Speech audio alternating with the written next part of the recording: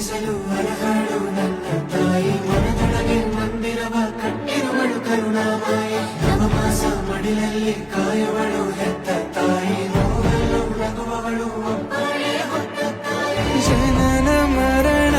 ಜಗದ ಸಂತೆ ಅದಕ್ಕೂ ಮೀರಿನಿ ಬೆಳೆದು ನಿಂತೆ ಕರುಣೆ ಸಹನೆಯ ಮೂರ್ತಿಯಂತೆ ದೇವರಿಗೂ ನೀ ಸ್ಫೂರ್ತಿಯಂತೆ ಅದೃಷ್ಟವು